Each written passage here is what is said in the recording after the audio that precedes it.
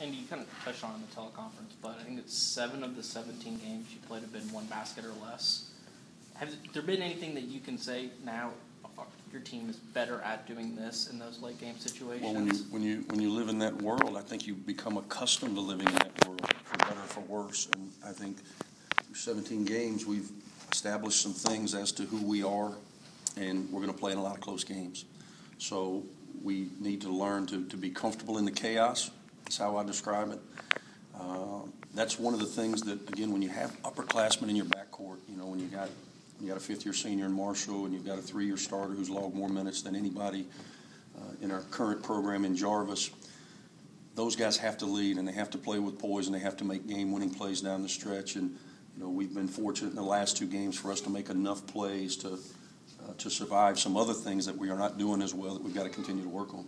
Do you attribute that to being more comfortable in the chaos, that some of the games that perhaps 3, 4, 5 weeks ago you lost, now you're finding a way to win, or is it just chance? Well, I think it's a little more than chance. I think we're making enough plays. I think we're doing the things that we need to do to put ourselves in a position to win those games. And then because we've been through this so much, I just see us playing with a little bit more poise now. The last 90 seconds at South Carolina, save for that, we probably played about as well for 15, 16 minutes in the second half as we have all year on the road. We did some uncharacteristic things, missing free throws, a couple of fouls, a couple of questionable decisions here and there. But overall, I think this team is growing. And when you see a guy like Anthony Perez step up in a crunch time situation, really for the first time in his college career, the game before, Sebas stepping up in crunch time for the first time in his college career, AJ getting a double-double against LSU, a formidable front line for the first time in his college career. That's what we have to remember. These guys are playing expanded roles. They're asked to do much more in crunch time against good teams. And for them to have some success, hopefully it garners some real confidence in them as we move forward. Marshall's shot at the end of regulation last year at Vanderbilt. Any kind of play there? Was that coaching? Or was that just throw it into him? And well, we didn't call a timeout. Yeah. I think we got the ball in the guy's hand that we wanted. I give Jarvis more credit than I would give anyone else because he was the one that didn't panic, and he got Marshall where at least he was square to the basket and knocked down a big shot in a crazy game. As we're preparing for him, I always go back to the last time we were in that venue, and they hit a Memorial Gym record number of threes, and it was one after another after another after another, and for us to withstand that and still find a way to win and continue to garner some momentum last year, and our 6-0 start was huge. How big was that shot and that win for Marshall and the team the rest of the way last year? Well, it was one game, but honestly, it was probably the jump off of this phenomenon that's continued, 365 days later, this Marshall-Henderson phenomenon. It was kind of the jump off for that, and I think that was closely followed up, I guess, when we go and win out Auburn and the jersey popping, and then this thing kind of took on a life of its own.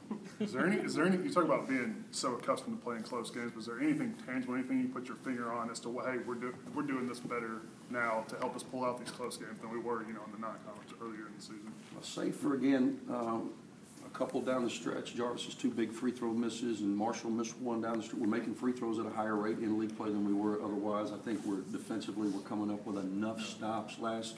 We lost 3 non-league games with our inability to get the stop down the stretch, and we're coming back off back-to-back. LSU had the ball to win it at the buzzer. We got the stop to get to overtime where we were able to get the separation. And then even though there was only 2 seconds left, South Carolina had the ball with a chance to win the game on Saturday. And for us to be able to get those stops, hopefully, again, it'll breed some confidence from within. And Nashville was good to you guys last year, not only from the Vanderbilt game, but the SEC tournament. Do you think about that some when you head up there? I don't think about it at all. I know that if we could play in Bridgestone Arena, which if Kevin would be obliged to do so, I'd love to move the game out of Memorial. That's a hard gym to play, and Marshall made an incredible shot last year, and we fought back from a big second half deficit to win that game. But that's a tough place to play, not only with the benches where they are, and it's so unusual. The next 2 days in practice, I'm really going to try, and it's not easy for me because there's so many things that we're doing wrong.